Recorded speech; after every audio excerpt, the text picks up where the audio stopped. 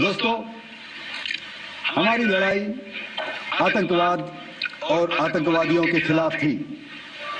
इसलिए 7 मई को हमने केवल आतंकवादी ठिकानों पर ही हमला किया था। पर अफसोस इस बात का है कि पाकिस्तानी सेना ने आतंकवादियों का साथ देना उचित समझा और इस लड़ाई को अपनी लड़ाई बना ली। इस परिस्थिति में हमारी जवाबी कार्यवाही अत्यंत आवश्यक थी और इसमें उनका जो भी नुकसान हुआ वे खुद इसके लिए जिम्मेदार हैं। हमारी तरफ से हमारी एयर डिफेंस सिस्टम्स देश के लिए दीवार की तरह खड़ी थी और इसको भेदना दुश्मन के लिए नामुमकिन था।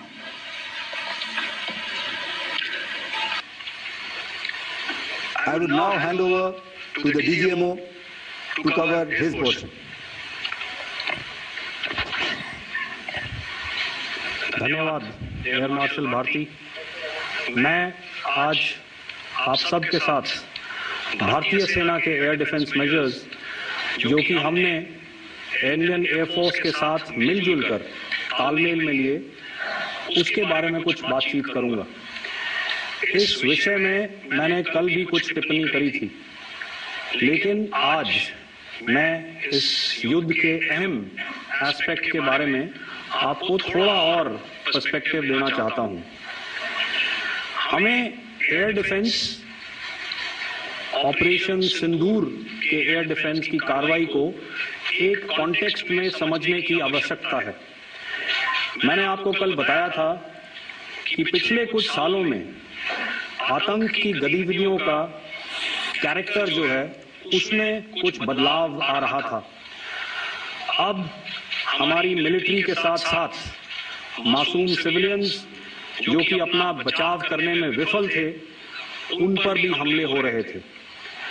2024 में जम्मू सेक्टर में शिवखोरी मंदिर को जाते हुए यात्री और इस साल अप्रैल में पहलगाम में मासूम पर्यटक इस खतरनाक ट्रेंड के विशेष उदाहरण हैं। पहलगाम तक पाप का ये घड़ा भर चुका था। उसके बाद जो हुआ उसके बारे में हम कल विस्तार में बातचीत कर चुके हैं, क्योंकि आतंकियों पर हमारे सटीक हमले लाइन ऑफ कंट्रोल और इंटरनेशनल बाउंड्री को पार करे बिना किए गए थे। हमें पूरा अंदेशा था कि पाकिस्तान का वार भी बॉर्डर के उस पार से ही होगा। इसलिए हमने अपनी एयर डिफेंस की पूरी तैयारी पहले से ही कर ली थी। हमारी इन्वेंट्री में शामिल काउंटर मैन्ड एरियल सिस्टम्स,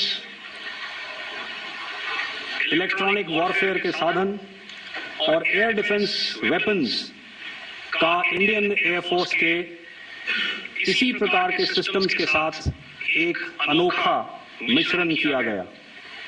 इसलिए आपने देखा कि जब जब पाकिस्तान एयरफोर्स ने हमारे एयरफील्ड्स और लॉजिस्टिक इंस्टॉलेशंस में 9 और 10 मई की रात को लगातार हमले किए, वो इस मजबूत एयर डिफेंस ग्रिड के सामने विफल हो गए।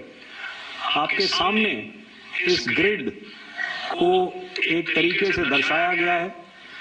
आप देख रहे हैं कि इंटरनेशनल बाउंड्री से कितनी layers, radars, counter, unmanned aerial systems, उसके पीछे शोल्डर फायर्ड वेपन्स, हमारे विंटेज एयर डिफेंस वेपन्स जो कि काफी सालों से हमारी सेना में हैं।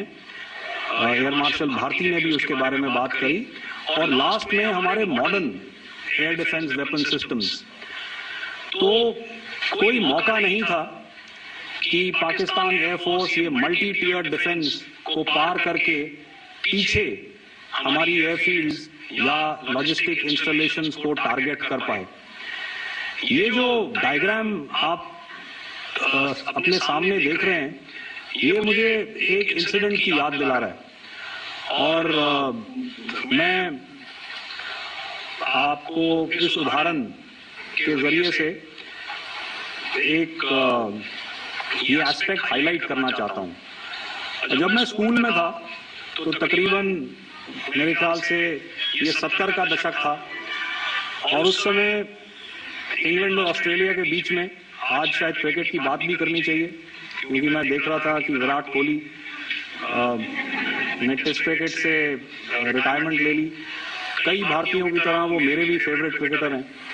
तो 70 के दशक में ऑस्ट्रेलिया और इंग्लैंड की फेमस एशेज सीरीज चल रही थी और उस समय ऑस्ट्रेलिया के दो बहुत तेज गेंदबाज जो कि क्रिकेट हिस्ट्री में बड़ा उनका नाम है, जेफ थॉमसन और डेनिस लिली, उन्होंने अंग्रेजी बैट्समैन और उनकी बैटिंग लाइनअप को तहस नहस कर दिया था। और ऑस्ट्रेलियंस ने उस समय एक कहावत निकाली थी, that from ashes to ashes and from dust to dust, if Thommo don't get here then Lillee surely must. और अगर आप इस लेयर को देखें तो आप समझ जाएंगे कि मैं आपको क्या बताने की कोशिश कर रहा हूं। तो अगर आप सारे सिस्टम्स को पार कर भी गए तो आपको फिर भी एयरफील्ड या लॉजिस्टिक इंस्टॉलेशन या जो भी चीज को आप टारगेट कर रहे हैं उसमें पहुंचने से पहले कोई ना कोई इस लेयर्ड ग्रिड का सिस्टम जरूर गिरा देगा। जो दुर्दशा कल आपने पाकिस्तान एयरफील्ड्स की देखी और शायद आज भी एयर मार्शल भारती की प्रेजेंटेशन में, हमारी एयरफील्ड्स हर प्रकार से ऑपरेशनल हैं। यही नहीं, पाकिस्तान के ड्रोन्स और वेपनाइज्ड यूएवीज से की गई हमलावर कोशिशें भी इस ग्रिड के कारण नाकाम हुई और जो बचे कुचे ड्रोन्स थे उन्हें हमारे शोल्डर फायर्ड हथियारों से मार गिराया गया। मैं यहाँ पर अपनी बॉर्डर सिक्योरिटी फोर्स की भी सराहना करना चाहता हूँ। उनके डायरेक्टर जनरल साहब से लेकर बॉर्डर पर तैनात बीओपी पर पहरा देने वाले आखिरी जवान भी हमारे इस अभियान में बढ़ चढ़कर शामिल हुए और बहुत बहादुरी से उन्होंने हमारा साथ दिया। उनके काउंटर अनार्म सिस्टम्स भी हमारे इस मल्टी टियर्ड एयर डिफेंस ग्रिड का हिस्सा थे, जिसके कारण पाकिस्तान की नापाक हरकतों का विनाश किया गया। आपने सुना ही होगा, जब हौसले बुलंद हो तो मंजिलें भी कदम चूमती। 100 किलोमीटर्स, अगर मैं सरल शब्दों में बोलूं तो कोई भी संदिग्ध और दुश्मन के हवाई जहाज को कैरल बैटल ग्रुप के कई 100 किलोमीटर पास आने का मौका नहीं दिया। Over the past few years and most importantly immediately after the cowardly incident by Pakistani sponsored terrorist attack at Pahalgam, we had validated our anti-missile and anti-aircraft defense capability in a complex threat environment using cross-platform cooperative mechanism. Our powerful carrier battle group with formidable offensive capability was able to operate with impunity and maintained an uncontested presence in the area of operations. Effectively, it compelled the Pakistani air elements to remain bottled up close to the Makran coast, denying any opportunity to be a threat in maritime space. The Indian Navy maintains a credible capability to detect, identify, and utilize any aerial platforms that threaten our units at sea.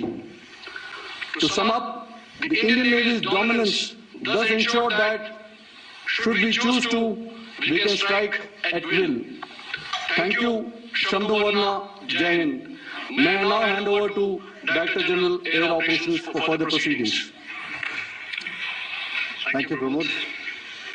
I think a lot has been said, and I would only, और अंत में यह मैं स्पष्ट शब्दों में कह देना चाहता हूं कि हमारी सभी मिलिट्री बेसिस और सारे इक्विपमेंट और सिस्टम्स ऑपरेशनल हैं और जरूरत पड़ने पर अपने अगले मिशन के लिए तैयार हैं और तत्पर भी हैं। शुक्रिया दोस्तों।